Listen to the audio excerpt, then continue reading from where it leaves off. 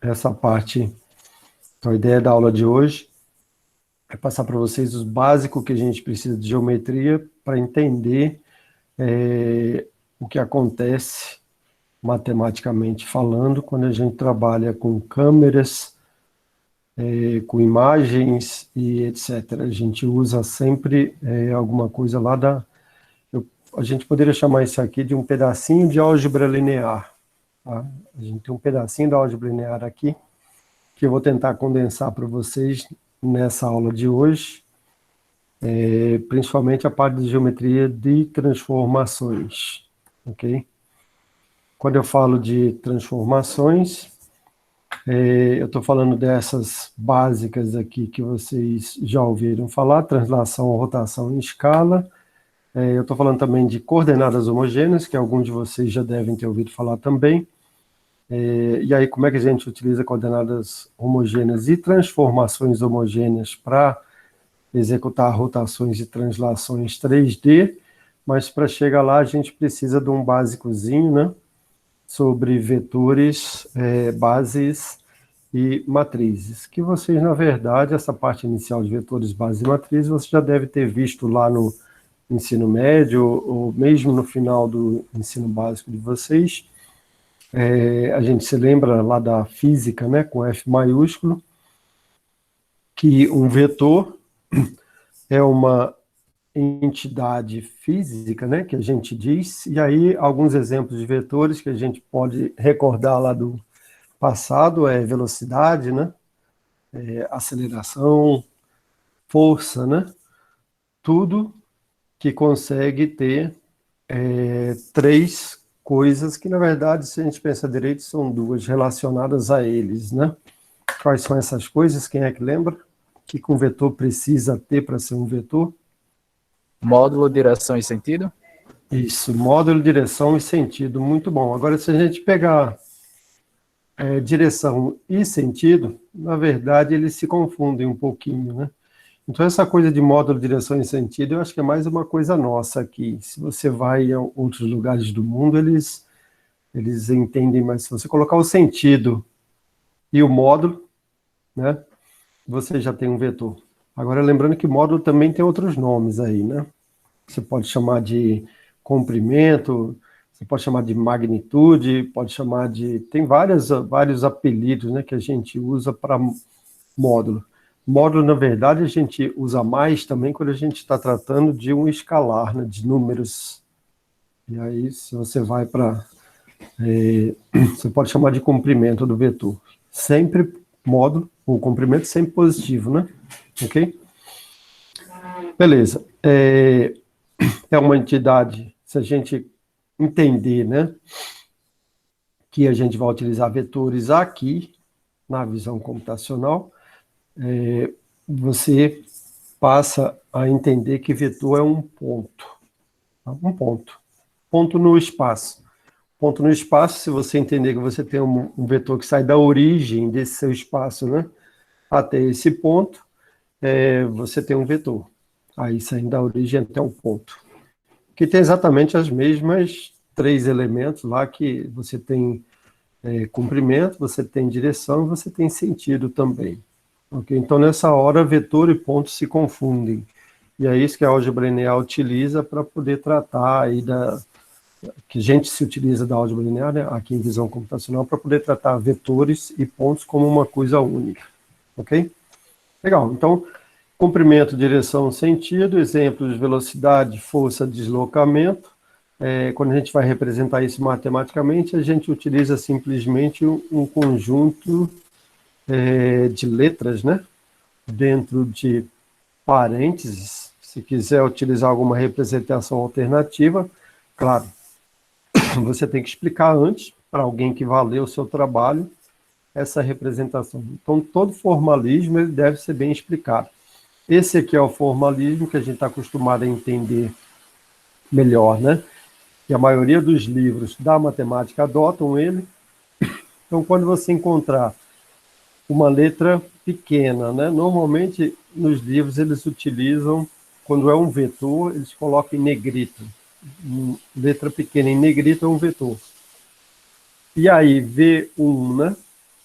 E V2, etc., Vn são as coordenadas desse vetor. As coordenadas, elas, se a gente for buscar lá no passado, vocês vão se lembrar que isso aqui está em relação a alguma base. Se eu estiver trabalhando na base canônica do R3, a gente simplesmente, do Rn, né, desculpa, com N coordenadas aqui, a gente simplesmente joga fora os vetores de base e fica só com, com os escalares, né, que são escalares que estão multiplicando aí esses vetores da base. Okay? Então, legal, aqui eu teria dois vetores, né, um vetor U composto por suas coordenadas, da mesma forma que esse aqui, e um vetor V que poderia ser esse aqui, né? No caso, se eu tiver em R2, eu teria só V1 e V2 aqui dentro de V, e dentro de U eu teria o 1 e o 2, né? Tá? Legal. Então, onde é que veio isso? Alguém criou essa forma de expressão aí para a gente se utilizar isso de maneira fácil aqui em matemática e depois, principalmente, em computação, né? E agora a gente consegue se abstrair de algumas coisas e entender que isso aí é uma coisa única. Um vetor para a gente é uma coisa única, pronto. Inclusive, aí a gente tem operações entre vetores, né? Que eu acho que algum de vocês já deve ter implementado isso em computadores, se não, hoje em dia você já tem isso tudo implementado também. A primeira delas é o produto escalar entre U e V, que é dado pela multiplicação das coordenadas. Veja que a ordem, né, tem que ser mantida aqui. O 1 multiplica V1, o 2 V2 e o N VN. Eu não posso trocar essa ordem aqui, né? De novo, isso aqui também é uma definição. Então, alguém falou, vamos criar essa coisa aqui e vamos chamar isso de produto escalar. Isso aqui pode ser útil para alguém. De fato, né, a gente tem muita utilização dela e se a gente mudar essa definição, obviamente, essa utilização vai ter que ser um pouquinho modificada. Então, todas essas definições, os matemáticos lá do passado começaram, com o tempo, a sair criando, né? Para facilitar a vida nossa hoje em dia. Felizmente, a gente não precisa criar mais nada disso, né? Okay? A gente tem um produto vetorial. Se vocês se lembram do produto vetorial, entre dois vetores é um terceiro vetor, né? Que vai ser perpendicular a esses dois vetores. Aí tem uma regrinha do produto vetorial, daqui a pouco a gente volta a ele. Mas a gente tem também a norma, né? Então, quando alguém falou em módulo a gente usa mais se fosse um escalar. Aqui a gente chama de norma, né? Okay? Norma, comprimento, magnitude, está valendo. Módulo também é aceitável, mas a gente já entende que é mais para escalar. Então, a norma de um vetor é dado por essa expressão aqui, que vocês também já conhecem, já viram ela no passado. A gente diz que um vetor é unitário quando a norma dele, né, é igual a 1. Né? Então, fazendo essa operação aqui, o resultado vai ser 1. Okay? E ser unitário é uma característica legal, que, inclusive, isso aqui passa também, se a gente ir para uma dimensão a mais, se a gente for para matrizes, né? Isso aqui também se aplica a matrizes. Aí tem, claro, tem umas definições diferentes para matriz. Não vai ser essa daqui, né? Definição de norma para matriz. Mas a gente tem algumas coisas em matriz que a gente chama número de condição, por exemplo, que é muito importante aí em algumas áreas. A gente não vai tratar disso aqui. A gente diz que o ângulo entre dois vetores é dado por essa expressão aqui, né? O escalar V dividido pela norma de U vezes a norma de V. Né? Legal, se eu tiver U e V já normalizado antes de entrar nessa operação aqui, eu vou ter um aqui e um aqui, né? Então aí o ângulo entre os dois vai ser dado pelo arco cosseno de produto escalar dos dois. Né? Eu vou jogar essa parte de baixo aqui fora, porque vai dar 1 vezes 1 é 1. Veja que isso aqui é bacana. Isso aqui é uma das coisas mais utilizadas, tanto em computação gráfica, em visão computacional, porque você substitui o cálculo do cosseno, né? O escalar V vira o cosseno. Se o ângulo é dado pelo arco cosseno disso aqui, significa que isso aqui vai ser o cosseno, né? Se eu tiver um vetor 3D, eu teria o cosseno dele obtido através de 3 multiplicações e 2 somas, né? Que vai ser o produto escalar aqui, ó. Vai ser isso aqui, né? O produto escalar é isso, é multiplicação e soma, né? Tá? Que é muito mais rápido do que, por exemplo, se eu for incluir a biblioteca matemática no código de vocês aí, chamar a função cosseno. Eu poderia pegar o ângulo, né? Jogar para a função cosseno, que ele vai devolver também o cosseno para mim, né? Ok? Mas se eu tiver os vetores, né, representados, é muito mais tranquilo eu achar o cosseno do que a partir de um ângulo, de um determinado ângulo, né?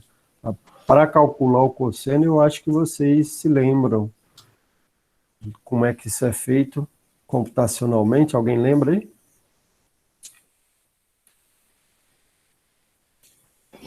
Eu só lembro que é cateto oposto por hipotenusa, mas Certo. computacionalmente falando, eu não acho que eu não estou lembrando, não. Computacionalmente, como é que se calcula o arco cosseno? Isso é um cálculo feito através de série de Taylor, né? O computador, dependendo da precisão que você quer no seu... Se você está com float, está com double, etc., ele vai demorar mais ou menos. Tá? É calculado através de uma série, resolvendo uma série, né? É assim que ele devolve para você. Tá? Então, vai ter muitas operações envolvidas. Aí, se você tiver 2 vetores, com isso aqui você já resolve com 3, eu falei 5 operações, né? Muito mais rápido. Tá? Então, sempre que puderem, utilizem vetores, que fica muito mais fácil trabalhar, muito mais fácil. Esqueça o ângulo, né? Trabalhem com vetores, que é melhor. Que aí você consegue calcular seno, calcular cosseno de uma maneira muito mais rápida também, né? Ok? Pessoal, nessa questão do ângulo aí, para eliminar aquela norma que vai dar 1, eu não preciso antes normalizar o vetor, não, né? Ou preciso?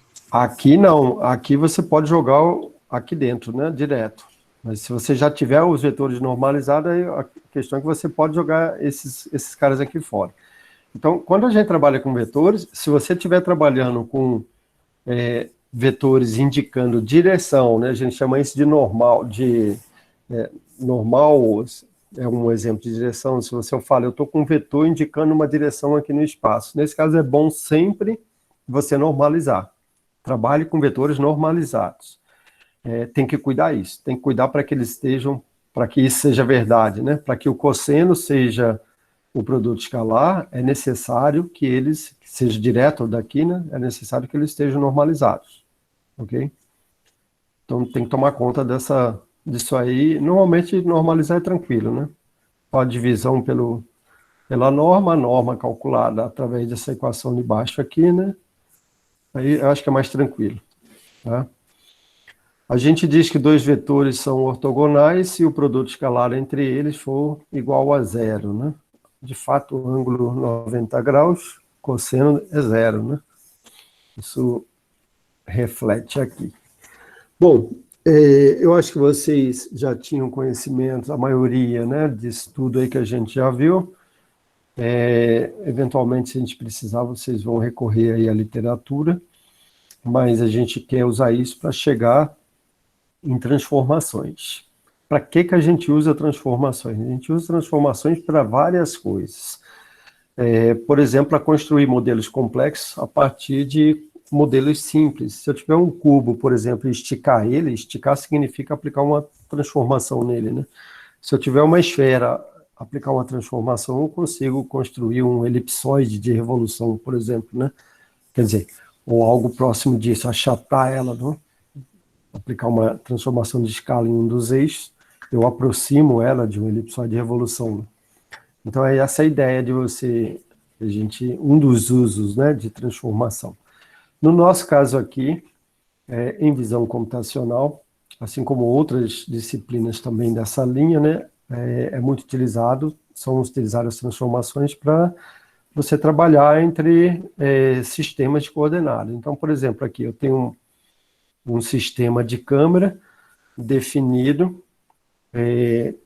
no centro óptico, né, dessa câmera. Você pode chamar de centro de projeção, pode chamar de foco, né, da maneira como você achar melhor. Lente, né, normalmente fica na lente isso. E aí você tem um eixo Z para frente, na direção do mundo, né, digamos assim. Você tem um eixo Y para cima e um eixo X, né, para a esquerda. Opa, que legal, esse é um sistema de mão direita. Depois eu vou falar sobre isso, mas já só para a gente já começar a entender isso. Isso é um sistema da câmera. Então, se você tiver essas coisas aqui, a imagem e o objeto no mundo, no sistema de câmera, é legal que você não precisa se preocupar em transformar daqui do frame de mundo já para o frame de câmera. Opa, então legal.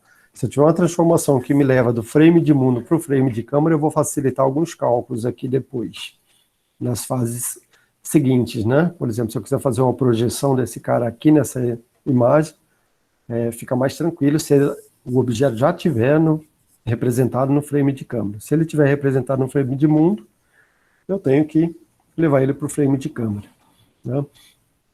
Em visão computacional, a gente pode querer o contrário. Pô, eu tenho o objeto no frame de câmera, e normalmente é isso que a gente tem, né?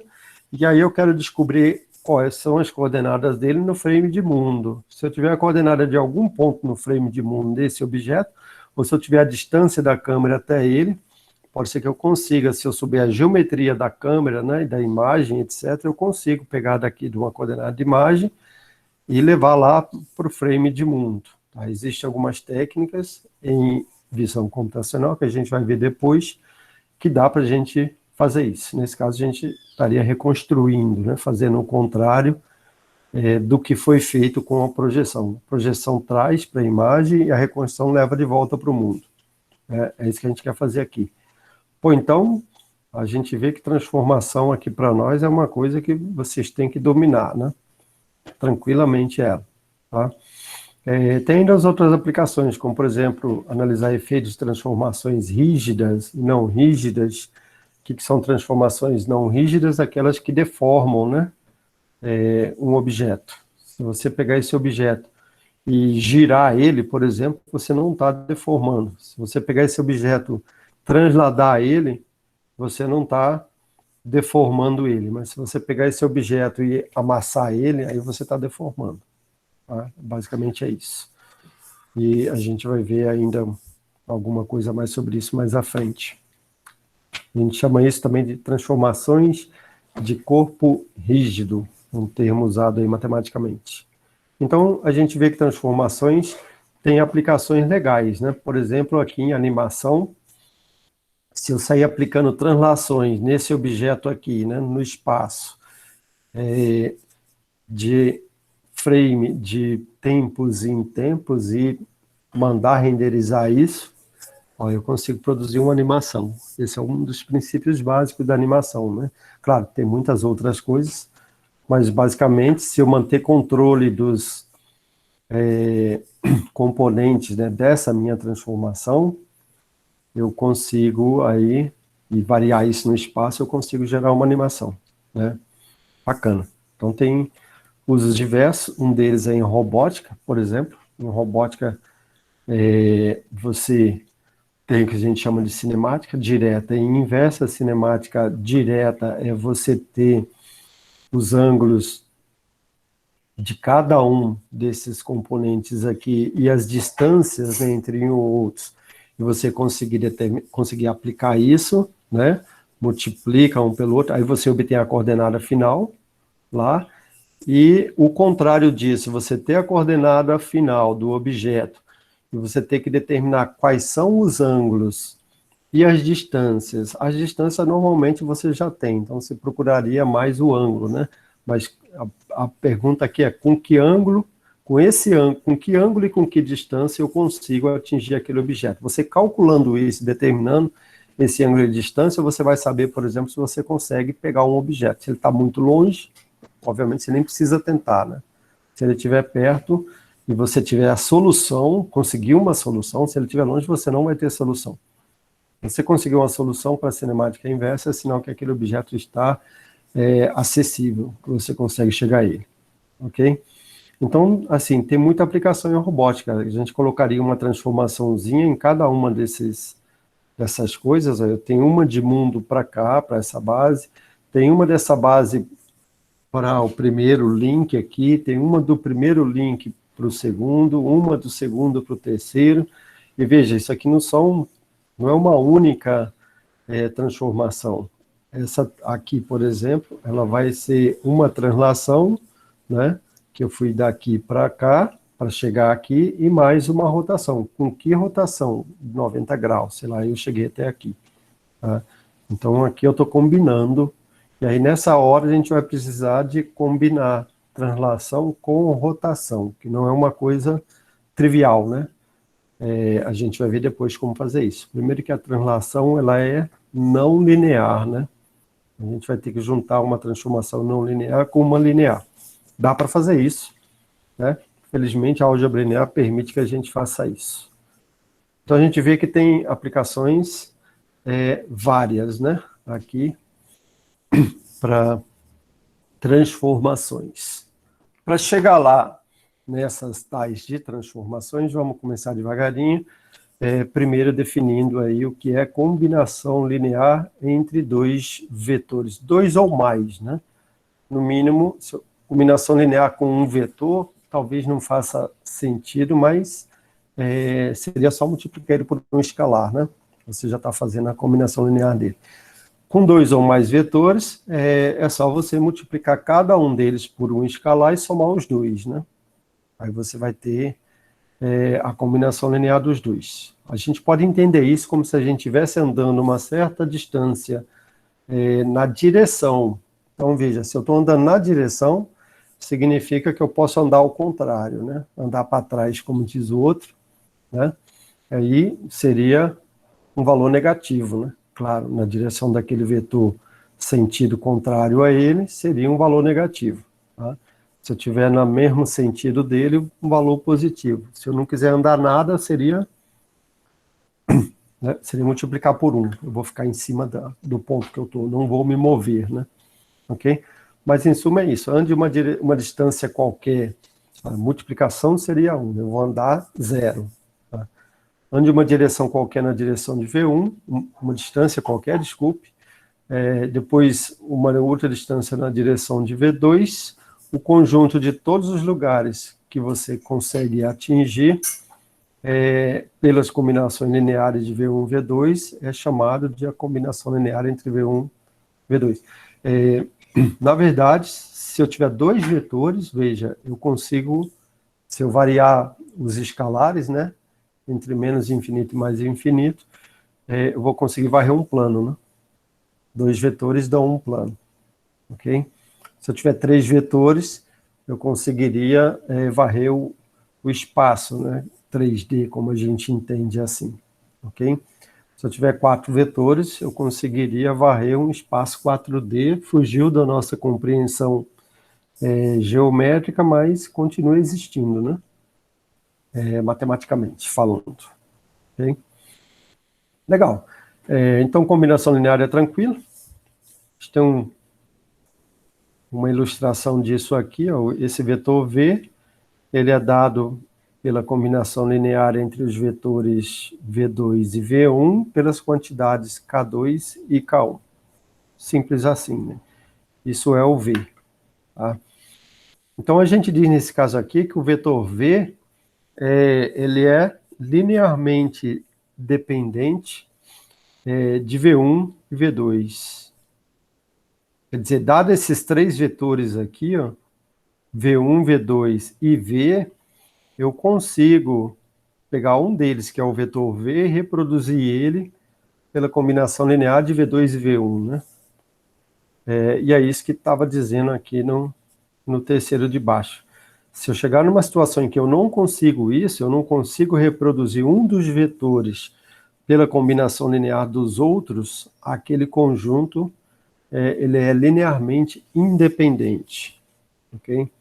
Existe uma definição mais formal para isso na álgebra linear, que a gente, na verdade, define aí de uma outra maneira, né? Mas aqui a nossa definição pode ser essa mesmo, tranquilamente.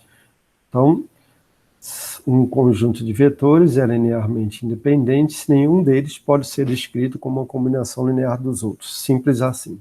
Tá? Então, no caso aqui, ó, V2 é linearmente independente em relação a V1. Eu não consigo chegar nesse ponto aqui, V1, é isso que a gente quer dizer, multiplicando algum escalar por V2, né? V2, primeiro que a direção dele é essa aqui, né? Se eu aplicar algum escalar, multiplicar algum escalar por ele, ou eu vou aumentar ele, né? Se esse escalar for maior do que 1, ou eu vou diminuir o tamanho dele, se for entre 0 e 1, ou eu vou produzir o vetor 0, se for 0, ou então eu vou levar ele para o outro lado, né? Mas nunca ele vai vir aqui para cima de V1. Não vou conseguir reproduzir um multiplicando o escalar pelo outro. Em suma, é isso que a gente está querendo dizer com independência linear. Ok? Legal. Aí, se eu tiver um conjunto de vários vetores em que nenhum deles consegue ser reproduzido pela combinação linear de alguns ou de todos os outros, ou de alguns dos outros, né?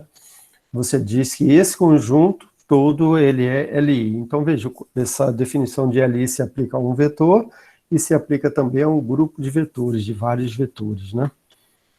Como exemplo disso, a gente mostra que esses 3 vetorzinhos que vocês já devem conhecer, eles são chamados de base canônica, né? Do R3, e eu não consigo, de fato, né, reproduzir nenhum deles, multiplicando esse e esse por escalar e somando, eu não consigo chegar a esse aqui. Isso vale para os outros também, né? Ok? Não dá para fazer isso. Quando isso ocorre, eles são LIs. Então, aí significa que eles não estão no mesmo plano. Isso, exatamente. Se eu tivesse em R3, né, e tivesse um plano em R3, eles não estão no mesmo plano. Que não é o caso lá do exemplo anterior, né? Aqui, por exemplo, o vetor V, por que ele é linearmente dependente? Porque ele está no mesmo plano de V1 e V2, né? Tá? Obrigado aí, Alex. Beleza, aí quando você tem um conjunto de vetores linearmente independentes entre si, cuja combinação linear leva a qualquer lugar dentro desse espaço, ou seja, você consegue varrer aquele espaço todo, né? Você tem o que a gente chama de uma base vetorial. Então, veja, a gente tem 2 condições aqui para que seja uma base vetorial. Primeiro, se eu tiver no espaço R3, por exemplo, esse 3 aí determina a primeira condição, que eu preciso de 3 vetores. Com 2 vetores eu não consigo varrer R3. Com 2 vetores, a gente já viu anteriormente aqui, a gente consegue varrer um plano, né? Ok? Para varrer o espaço eu preciso de 3 vetores. E a segunda condição é que eles têm que ser LI entre si. Ou seja, eles não podem estar, por exemplo, num plano ou numa linha, né? Se os 3 estiverem na mesma linha, aí eu só vou conseguir varrer R1, né? Eu vou conseguir varrer a reta definida por essa linha. Ok? Então, eu preciso de N vetores linearmente entre si. 2 condições para a gente ter uma base vetorial. Se essa base ela é normalizada e os vetores, além disso, né, eles são ortogonais, lembra de ortogonalidade, a gente falou ainda há pouco, o produto escalar entre cada par de vetores é 0, é isso que a gente está dizendo, né? São mutuamente cada 2 deles ortogonais. Aí a gente diz que a gente tem uma base ortonormal, ou seja, além dos vetores terem normal 1, eles também são ortogonais entre si. Tá? Isso ocorre nessa base aqui, que a gente acabou de ver. Ó. Esses vetores, eles têm normal 1 e também eles são ortogonais. Se eu fizer produto escalar desse com esse, vai dar 0, desse com esse vai dar 0, e do primeiro com o terceiro também vai dar 0. Né? Pô, legal. Essa é a única base de R3? Não. Quantas bases eu tenho para R3? Infinitas? Infinitas, né? Infinitas bases, ok?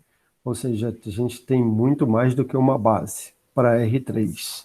A gente pode até começar a conjecturar aqui, se ao invés de vetores aqui, eu tivesse funções, olha que legal, ao invés de vetores eu tenho funções.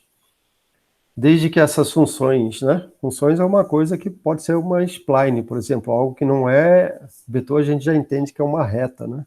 A gente já entende assim. Mas funções, ela pode ser alguma coisa que entorta no espaço. Desde que eu tenha 3 funções, uma para cada direção, né? Uma para cada... eu conseguiria uma base para R3 aí também, né? Desde que elas vão de menos infinito a mais infinito, nós, entendeu? Daria para fazer isso. Mas não vamos elucubrar tanto assim, não. Vamos ficar com vetor, que é mais tranquilo da gente entender, né? O que é uma base vetorial. Então, de fato, eu preciso varrer o espaço. Para que eu consiga varrer o espaço, eu preciso de N vetores. Um espaço n-dimensional, N vetores.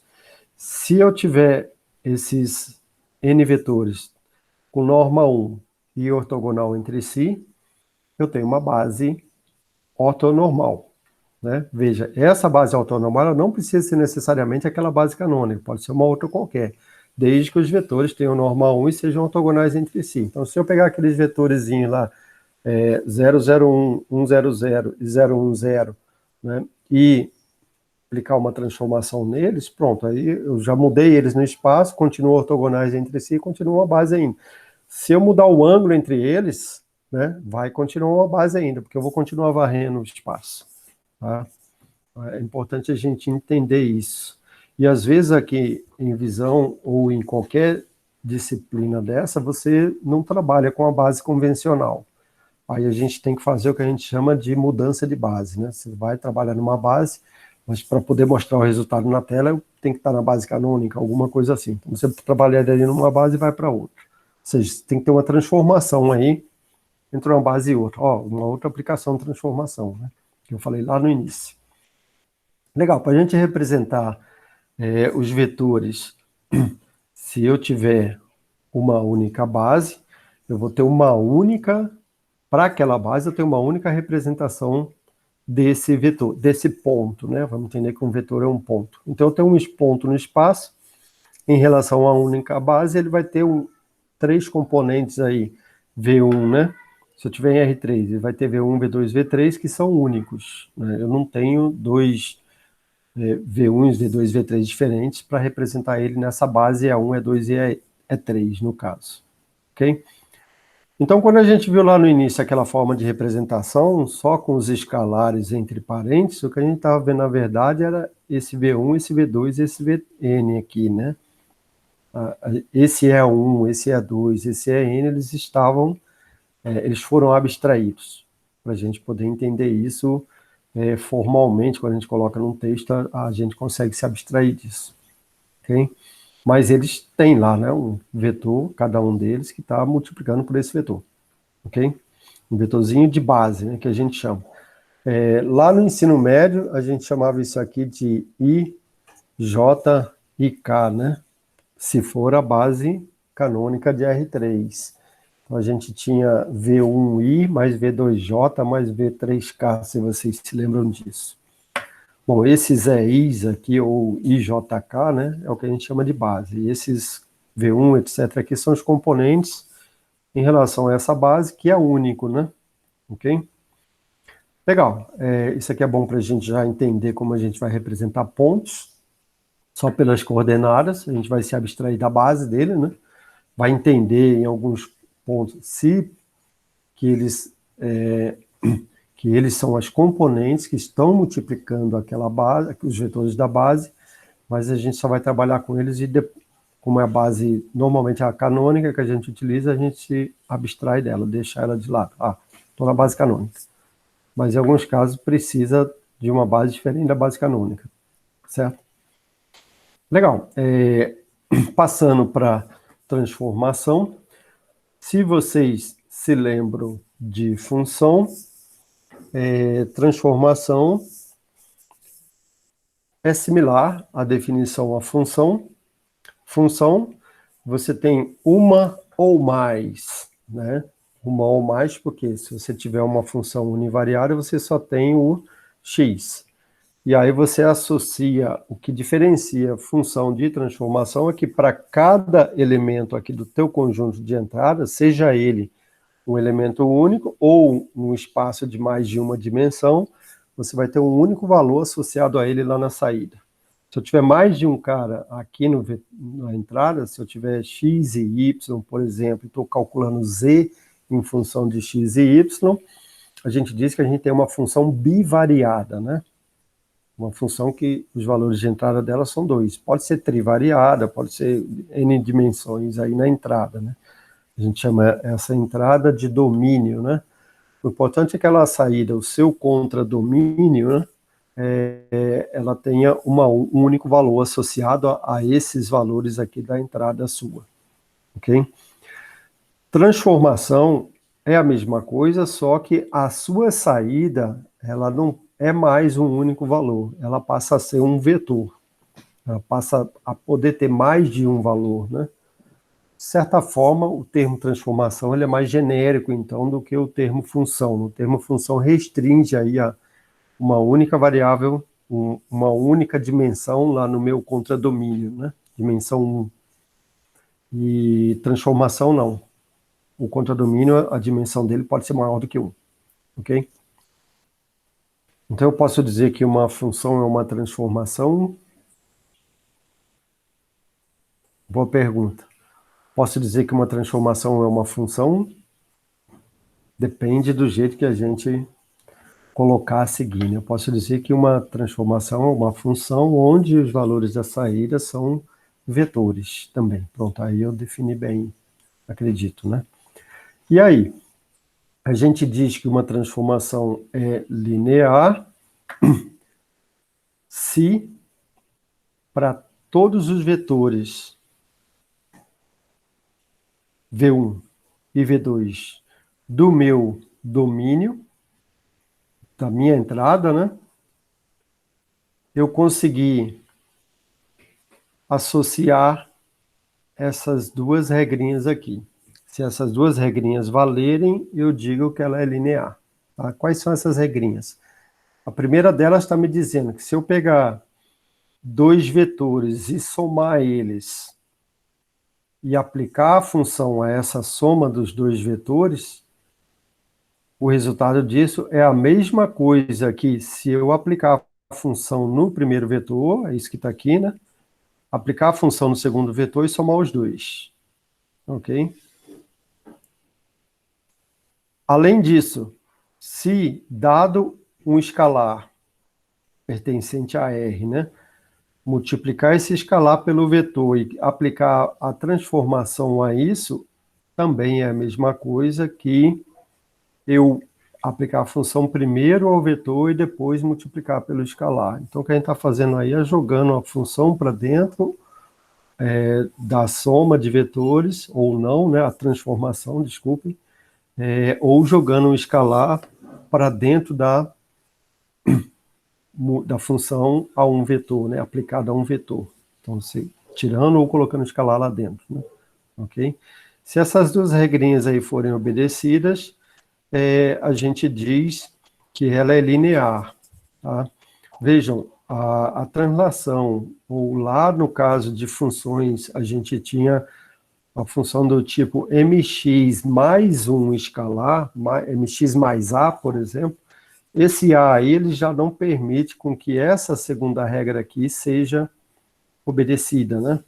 Ok? Se eu multiplicar, vai dar... Isso não vai ser verdade. Isso aqui não vai resultar nisso. Vai ser em verdade. Tá? Então, por conta disso, essa função que a gente acabou de falar, que é uma translação, que é simplesmente uma soma, aliás, lá com um escalar, ou aqui no nosso caso, seria pegar cada das componentes, né, de um vetor e somar com algum x mais 3, por exemplo, né? E aplicar a transformação, isso aí não vai ser, se a minha função, né, prevê isso, ela não é linear, ok? Então, aqui já dá para saber se ela é linear ou se ela é, isso aqui a gente chama de uma transformação afim, né? A transformação afim é uma transformação que é linear mais uma translação. Eu estou levando ela. Então, quando eu estou somando um número, somando um valor à coordenada, né, ela deixa de ser linear da saída. Né? Como é que a gente especifica uma transformação? Eu digo, eu estou levando o vetor x e y, por exemplo, em x mais 3 e y. Se eu tiver esse mais 3 aí na saída, pronto, essa função ela já não é linear. Okay? Se eu tiver x, 2x, alguma coisa multiplicando x, 2x e y, pronto, ela já é linear. Okay? Mas se eu tiver uma soma aí, ela já deixa de ser linear. Tá? Ela passa a ser uma translação. Né? Então, de fato, translação, estou somando ela com algum valor. Translação não é linear. Okay? Mas, apesar disso, a gente chama ela de afim porque a gente consegue ainda assim utilizar matrizes, a gente vai ver à frente, para representar esse tipo de transformação. O que a gente quer aqui é pegar os nossos problemas todos e representá-los em forma de matrizes. Se eu pegar uma matriz e multiplicar por um ponto e obter um outro ponto, né, na saída, para mim é legal isso, porque aí eu consigo implementar computacionalmente isso tudo. Né? A ideia nossa é usar matriz para poder facilitar a implementação. É isso que nós queremos aqui em visão, também em computação gráfica e nas outras disciplinas parecidas. Certo? Então, linear se obedece a essas duas regras. Tranquilo, né? Legal. Uma outra coisa, a gente consegue determinar se uma função for linear, a gente consegue analisar ela só verificando o efeito dela na base. Tá? Então, veja, de fato, se eu tiver esse vetor aqui, por exemplo, né, V1, V2, V3, e aplicar uma função nele, se essa função, uma transformação, desculpa, se essa transformação for linear, eu vou conseguir chegar a esse resultado de baixo aqui, né? Eu tirei o V1, não é? O V1 escalar, né, que estava lá multiplicando o E1, eu joguei o F lá para dentro da função, né? Então, eu separei a soma, ele é separável na soma, né? E na multiplicação por escalar. É isso que está nos dizendo aquelas duas regrinhas lá atrás. Veja, eu tenho aqui F aplicado a E1, F aplicado a E2 e F aplicado a E3. Quem é E1, E2 e E3? É justamente os vetores de base. Então, se eu souber o efeito de F multiplicado aos vetores de base, se eu tivesse F a E1, F a E2 e F a E3, multiplicar por V1, V2 e V3, eu vou obter da mesma maneira essa transformação F de V, né? Tá? Sem precisar pegar a função e aplicar a V1 é 1, V2 é 2, mais V3 é 3. Isso aqui é justamente uma maneira da gente sair dessa representação de transformações através de... A gente tem que escrever uma expressão para isso, né? Entrando x, y, z, vai sair x mais 2, y mais 3 e z, por exemplo. Essa função é não linear porque tem os dois somatórios aí, né? Mas se fosse 2x, 3y... e y mais z vale, né? Ok, na terceira. Veja, eu estou especificando ela em forma de uma expressão. Tem como eu sair dessa forma de expressão e passar para uma forma matricial, ok? Legal, então isso aqui é o que eu já falei lá atrás, né? Se eu tiver alguma coisa desse tipo aqui, é não linear, mas é afim, que eu acabei de exemplificar aqui, também citando um exemplo aí, né? Tá? Por que é importante esse efeito na base? Para a gente poder, isso aqui a gente sabe, né? Então, usando lá a última linha, tá?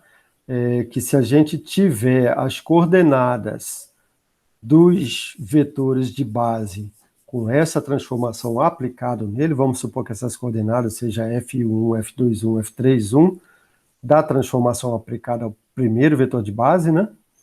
Seja F12, F22, F32, da transformação aplicada ao segundo vetor, e essa daqui para o terceiro vetor. Então, se a gente tiver essas coordenadas aqui, ó, e substituir nessa equação aqui de cima, né, a gente consegue manipular essas variáveis e chegar a essa forma aqui de baixo. Ó, veja, a gente só jogou aqui dentro, né? O V1 está multiplicando o F de E1, mas quem é F de E1? É isso aqui, ó. Só estou jogando isso aqui no lugar de F de E1 isso aqui no lugar de f de E2, isso aqui no lugar de f de E3, e aí manipulando para botar de novo E1, E2 e E3 em evidência, que foi o que a gente fez aqui embaixo. Olha que legal, eu chego aqui F1 V1 mais F12 V2 mais F13 V3, F21 V1, F22 V2, F23 V3, isso aqui é a coordenada final de E1, isso aqui é a coordenada em relação a E2, isso aqui é a coordenada em relação a E3.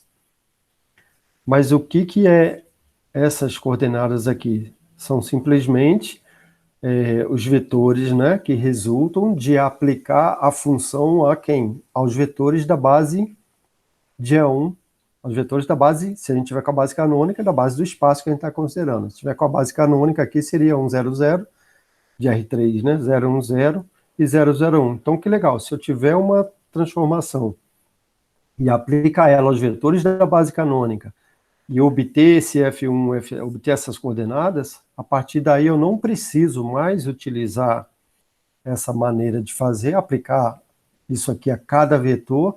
Basta eu pegar essas coordenadas e multiplicar pelos vetores, né, que eu tiver, que está aqui o V1, V2, V3. Né?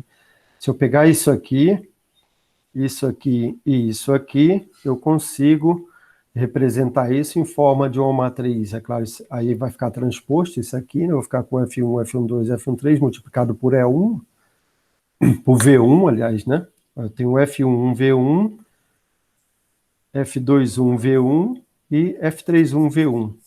Então, é V1 multiplicado por essas três coordenadas da base, okay, que eu obtive lá quando eu apliquei a transformação na base.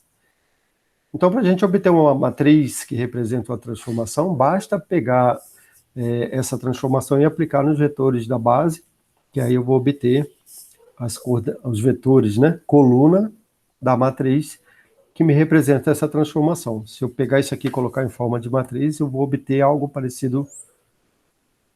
Eu vou obter isso aqui, né? Isso aqui, ó, é a matriz F1, F12, F13, F21, F22, F23, F31, F32, F33, vezes o vetor V1, V2, V3, né? Se vocês se lembram de multiplicação matricial.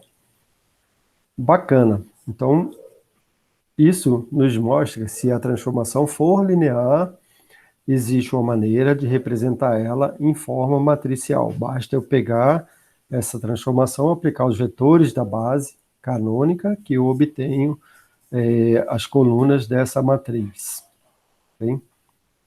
Ou seja, isso aqui é útil agora, porque com isso aqui a gente consegue implementar computacionalmente. E aí a gente começa a querer representar as transformações em forma de multiplicação por matrizes, né? Muito legal. Então, qualquer matriz aí de dimensões n vezes n representa uma função linear em n dimensões. A iésima coluna mostra o que a função fez ao vetor da base correspondente. Não necessariamente ela precisa ser m por n, eu consigo outras dimensões, mas se ela for n por n, isso aqui é verdade, né? É claro, aí se ela for m por n, for diferente, vai ter algumas matrizes que não representam transformações lineares. Ok? Legal. Então aí a transformação passa a ser apenas combinação das colunas, né? Você pode entender de duas maneiras. A multiplicação a gente está acostumado a entender que é a linha vezes o vetor, segunda linha vezes o vetor, terceira linha vezes o vetor, mas você pode entender também que se eu pegar o vetor e escalar ele com a primeira coluna, pegar o segundo elemento do vetor, escalar com a segunda coluna, terceiro elemento do vetor, escalar com a terceira coluna, e assim vai, né? E somar isso tudo, eu vou obter o vetor resultante. Tá? De fato, a multiplicação é implementada dessa maneira, né? Pega esse cara, aí você ganha em memória. Você só precisa de 3 lá na saída, não precisaria de manter mais de uma representação 2D em memória. Okay? Legal. Vamos exemplificar isso. Então, suponha que eu tenho aí essa função, essa transformação, desculpa, de R2 em R2, que eu estou levando x e y em 2x e em 3y. Primeira pergunta, ela é linear? E aí, alguém chuta? Sim. Como é que você chegou a essa conclusão? Explica para nós. Porque eu estou multiplicando por um escalar e ele fez aí tá aumentando o que a gente chamou de módulo, mas continua no mesmo plano, né? A melhor resposta, Alex, seria aplicando aquelas duas regrinhas que a gente viu ali atrás, né? Da soma e da multiplicação por escalar, aqui elas vão ser verdadeiras, né? E aí, por conta disso, ela é linear. Mas, de fato, concordo com você, só de olhar nessa função aqui, nessa transformação, desculpa, a gente já vê que ela é linear. Primeiro, só tem multiplicação aqui, pega cada componente da saída separadamente. Vamos analisar ela. Se eu tivesse aqui 2x mais 4, por exemplo, pronto, aí já teria uma translação. Aí a gente pode dizer, olha, eu não tenho uma transformação em forma matricial que representa essa transformação aqui. Essa transformação só conseguiria ser representada dessa maneira, mais 3, mais 4, né, eu falei. Então, como eu não tenho nenhuma soma com escalar em cada um dos termos, a gente já supõe que ela é linear, mas aí tem mais coisas. Por exemplo, e se eu tivesse x multiplicando por y aqui, 2xy, ela é linear? Não, né? Se eu tivesse x ao quadrado, 2x ao quadrado, também não é linear, tá? Então, nesse caso aqui, em que eu só tenho se eu tivesse 2x mais y, ela é linear, ok? Continua sendo linear. Então, se eu tiver soma das componentes de entrada em cada um dessas componentes de saída, ela é linear. Se eu tiver as componentes de entrada multiplicado por algum escalar, ela é linear. Se eu tiver uma componente multiplicada pela outra em cada um dos componentes de saída, ela deixa de ser linear. Se eu tiver potências, né, desses elementos aqui, de cada um, né, e aqui na saída também não é linear, e se eu tiver somas, então, de fato, a gente nem precisaria analisar aquelas duas regrinhas. Só verificando isso, a gente já consegue saber se é linear ou não, né? Nesse caso aqui é linear, concordo plenamente. Então, já que é linear, deve existir uma matriz que representa essa transformação para mim. Veja, aqui eu estou expressando ela em forma, posso dizer, em forma de componentes, né? xy está sendo mapeado em 2x, 3y. Não é uma maneira muito legal, mas matematicamente isso aqui é possível. Muita gente utiliza essa representação aqui, né, em matemática. Ok? Legal. O que eu tenho que fazer para descobrir essa matriz é pegar essa transformação e aplicar os vetores da base canônica. Quais são os vetores da base canônica? R2 é o vetor da base de entrada, né? Estou falando desse aqui, né? R2. Então, se eu pegar isso e aplicar em 1, 0, eu vou obter 2, 0, né? De fato, aqui, ó, 2 vezes x e 3 vezes y, que é 0, né? Aplicando E2, eu vou obter 0,3. Tá aí. Primeiro vetor coluna é esse aqui. Segundo vetor coluna é esse aqui, né? Simples assim. Dessa forma, eu deixo de representar ela dessa maneira. E, olha, implementar isso aqui computacionalmente seria um saquinho, né? Ia dar um trabalhozinho para fazer isso. Ia ter que fazer expressões separadamente. Dessa forma que se eu tiver uma função que já implemente a multiplicação matricial para mim, e a gente tem isso, né? A maioria antigamente não tinha não, mas hoje em dia já tem. A maioria das bibliotecas aí você já tem Python, né? Linguagem C você já encontra isso.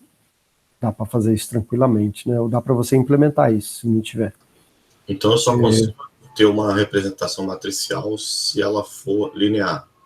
Exato, a princípio, entendeu?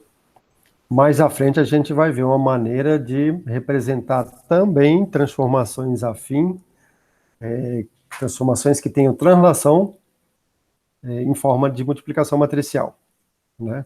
Se a gente tiver uma que tenha quadrado ou elevado à quarta, a gente tem que dar uma maneira de simplificar. A gente normalmente substitui variáveis, né, às vezes, para poder chegar a uma representação. A gente chama isso de linearizar, para poder facilitar os cálculos, né? Facilitar conseguir implementar isso como multiplicação de matriz. Na verdade, é isso que a gente tenta fazer, né? Ok? Beleza. Então, dá para saber que existe uma matriz. Essa matriz multiplicada por um vetor, ela vai levar o vetor num outro vetor, nesse caso aqui 2D para 2D, né? Mas eu posso ter 3D para 2D, posso ter 2D para 3D também. né? 2D para 3D daria uma transformação? Dá. Tá? Desde que as regrinhas de linearidade lá sejam obedecidas, não tem problema nenhum, né? E basta analisar cada um dos vetores de saída. Se eu tivesse aqui 2x, 3x e x mais y, por exemplo, né? Aí a matriz ia ter mais uma coluna, né? Aqui ia ser uma matriz com 3 colunas, né? Para implementar a terceira. Ok? Bom, legal. Então, multiplicação matricial é a chave do nosso segredo e a gente consegue implementar qualquer transformação transformação linear, desculpe, usando multiplicação matricial. Normalmente a gente está acostumado, então, a representar, a pegar o F1, multiplicar V1, F12, V2, F13, V3, somar isso e jogar em V1, mas computacionalmente, e o PGL, o PCV também, eles implementam de outra maneira. Eles pegam V1, multiplica por F1, F12, F13 e já joga isso lá na saída. Aí, pega V1, multiplica por F12, por F12, F22 e F32 e soma. Veja, só vou precisar manter um acumulador, né? E já vou somando isso, pegar o resultado e somando lá na saída. V3 combinado com esse vetor aqui, soma na saída. Ok? Formalmente, aliás, lá no início, a multiplicação de matriz por vetor foi definida dessa maneira. E aí, por facilidade de entendimento, a gente começou a pensar da outra forma, né? Que é mais tranquilo para ensinar também lá no ensino médio e no início da universidade. Talvez vocês tenham aprendido isso dessa outra maneira, né? Ok? Legal. Algumas transformações básicas. Então, aqui está o exemplo da não linear, né? Apesar disso, ela é uma transformação, né? Eu estou pegando um ponto e movendo ele. Veja, transformação e mapeamento, eles se confundem, né? Mapeamento a gente diz mais quando eu estou movendo quer dizer, eu estou pegando um ponto que estou trocando a representação de um ponto de uma base para outra base, né? Mas se você pensar que levar um ponto dessa base para essa base é a mesma coisa que mover o ponto para lá, né? Então, um se reflete no outro. Mapeamento e transformação é a mesma coisa. Mas a gente entende mais transformação é quando eu estou movendo o ponto no espaço. E veja, a translação, ela move o ponto no espaço. Apesar de não ser linear, né? Depois a gente vai tratar dela. Daqui a pouquinho. Escala. Veja, a escala, ela não é de corpo rígido, né? Lembra que eu falei de corpo rígido? Dependendo do valor se eu colocar 1 e 1 aqui, tudo bem. Aí vai continuar igualzinho o objeto, né? Mas se eu modificar os valores de SX e SY aqui para algo diferente de 1, eu vou estar modificando aqui os valores de X e Y para mais, para cima, para mais ou para menos, né? Vou estar alterando, né? A forma do meu ponto final. Se eu tiver um objeto, né, com vários pontos, esses vários pontos sendo as formando aresta 2 a 2 em cada um desses pontos, esse objeto vai estar alterado no final, né, da transformação. Ok? Então a escala, ela não é de corpo rígido. A rotação, ela é de corpo rígido, né? A rotação a gente está acostumado a essa forma aqui, existem outras maneiras de a gente representar ela, mas essa aqui é uma das mais utilizadas. A gente vai entrar nela logo mais à frente. Mas a rotação é simplesmente estou girando o objeto, né, no espaço. Ok? Legal. Então a translação, ela não tem, por enquanto, maneira de representar ela usando matrizes. Seria realmente sair somando, né? Eu tenho um vetor na entrada, eu somo esse vetor com o outro, eu gero um vetor na saída, ok? A rotação, existe uma maneira legal de a gente definir ela, tá? Na verdade, se eu tiver eixo, né? Vamos pensar, se eu tiver eixos aí no centro de um objeto, né? E quiser rotacionar esses eixos, tá? Se esses eixos tiverem norma 1, todos os 3, né? E para onde eu rotacionei também os 3 tiverem norma 1, se eu tiver as coordenadas desse e de para onde eu rotacionei, se eu tivesse coordenado desses 6 eixos aí no caso, né? E fizer o produto escalar 2 a 2 desses eixos, eu consigo obter a matriz de rotação, no caso aqui 3D, que me representa, que aí é só pegar essa matriz e multiplicar por qualquer ponto desse objeto, eu teria esse ponto rotacionado. Okay? Simples assim. Qual é o primeiro produto escalar? É o eixo X do primeiro com o eixo X do segundo. O segundo ponto aqui é o eixo X do primeiro com o eixo Y do segundo. Eixo X eu sempre mantenho aqui na linha e vou trocando o eixo do segundo, do que foi transformado, né? Ok? Então, se eu tiver as coordenadas dos 6 eixos normalizadas, com norma 1, se eu tivesse 6 eixos normalizados, todos eles norma 1, eu consigo achar a matriz de rotação através dessa forma. Essa matrizinha aqui, cosseno θ menos seno θ, seno θ, cosseno θ, ela é um caso especial dessa daqui. Então, naquele caso lá, o eixo Y, ele está seguro, só rotacionou de X, só rotacionou em torno do eixo Z, desculpa, o eixo Z está seguro, né? Aquilo é uma rotação em torno do Z, né? Uma rotação no plano, de fato é uma rotação só desse vetor aqui vai para cá, né? E esse vetor aqui vem para cá, tá? Legal, então, veja, se eu pegar esse ângulo aqui, se eu pegar esses eixos e fizer o produto escalar entre eles, esse com esse aqui, é o primeiro componente aqui de cima, vai dar o quê? Vai dar o cosseno, isso aqui é o cosseno desse ângulo θ, né? Ok? Esse aqui de baixo, que seria esse, é o cosseno desse cara aqui, tá? Esse daqui é menos o seno, porque eu vou estar fazendo entre esse daqui, né, e o YB, não é isso que está lá? Aqui é o YB e o X do A, ok? E no outro caso, eu vou estar pegando esse daqui com esse daqui, né? Ok? Então, na verdade, eu vou estar achando desse ângulo aqui que é 90 graus menos esse, menos θ. E quando eu faço essas manipulações, eu vou chegar aqui a esses valores que a gente tem. Cosseno θ, menos seno θ, seno θ, cosseno θ, né? Que é uma forma alternativa a essa representação aqui, né? Eu podia usar essa, obviamente isso aqui vai ser zero, porque eu vou estar com esse eixo Z aqui, né? Sem mover, e como o eixo Z rotacional ficou em cima do eixo Z original, esse cara aqui vai ser 1, né? Cosseno de zero é 1, né? Aqui vai dar 90 graus, esses dois vai dar 90 graus, esses dois. Então, dessa maneira, a gente chega àquela nossa matrizinha de rotação em torno de Z. Tá? Dá para derivar ela usando isso aqui, assim como dá para derivar as outras também, né? Rotação, como é que seria agora se eu segurasse esse eixo aqui e rotasse só daqui para cá? Como é que seria se eu segurasse esse e rotacionasse daqui para lá, né? Dá para fazer isso. Tá? A gente vai voltar a isso daqui a pouquinho, mas uma coisa legal da matriz de rotação é que tanto os vetores colunas quanto os vetores linhas, se você pegar eles possuem norma 1, ok?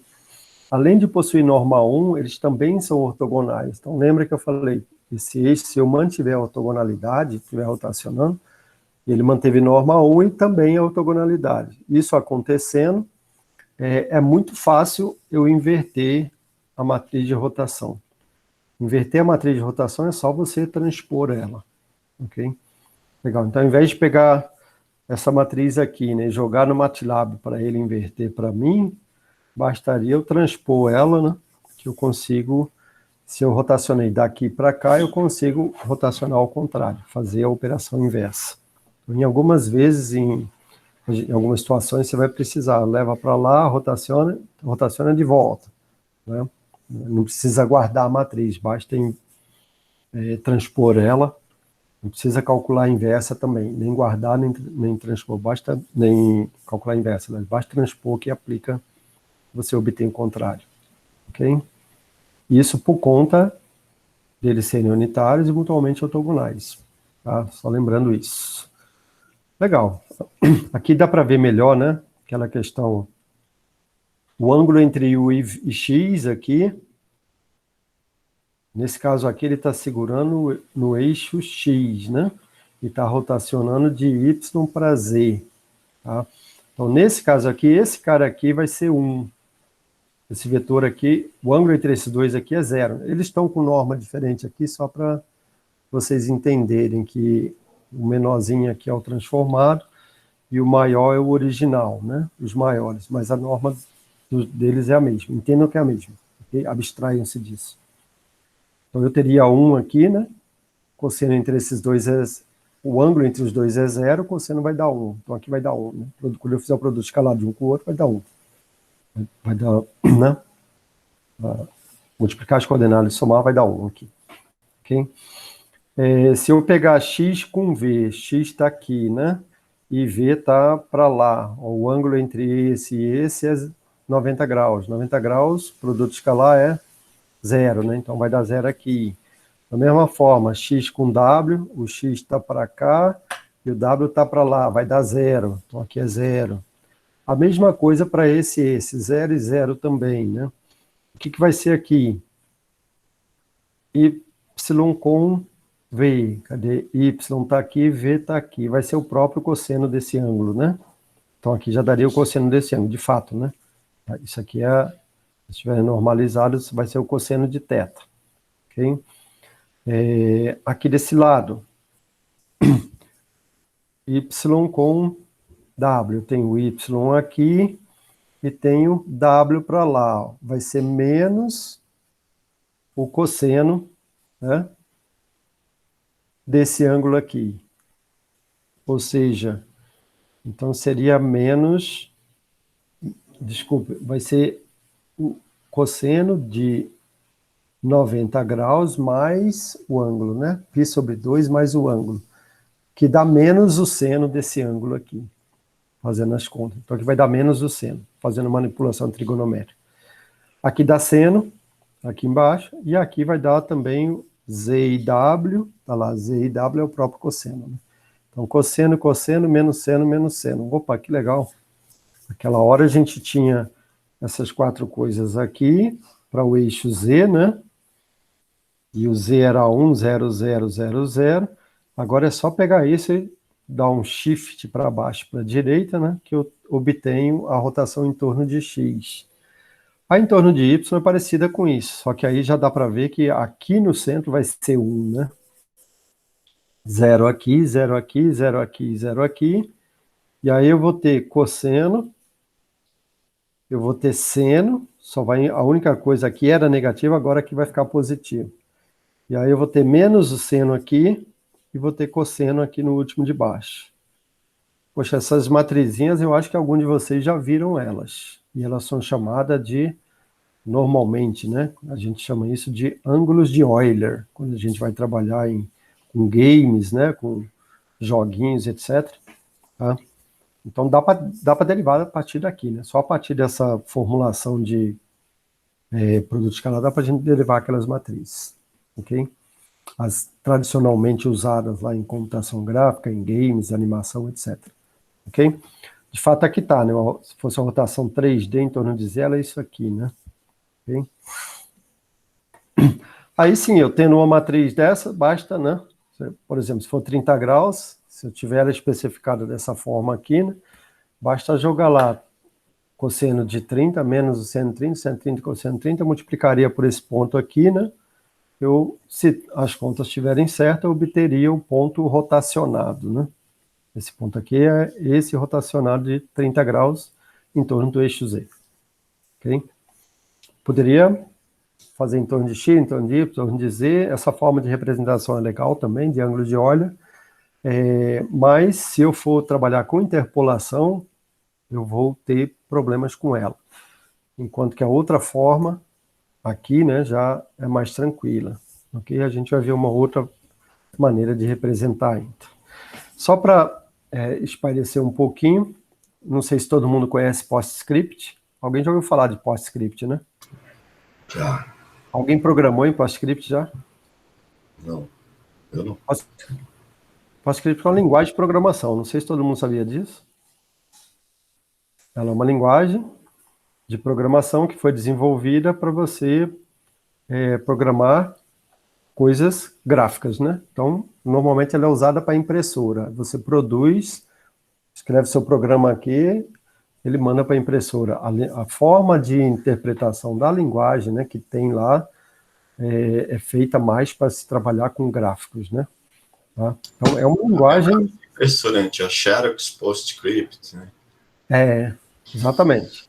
É uma linguagem com todas as características aí das linguagens de programação e que ela usa e abusa, né, das transformações. Então, aqui exemplos aqui só está mostrando, né, a palavra, aqui está transladando a aplicação de uma transformação translação. Aqui está rotacionando, né, de 30 graus. Assim, só tem uma diferençazinha entre PostScript e interpretado, né? É uma linguagem interpretada. E PDF é também uma linguagem, mas ela é semi-compilada. Tem algumas coisas interpretadas e algumas coisas são compiladas em PDF, tá?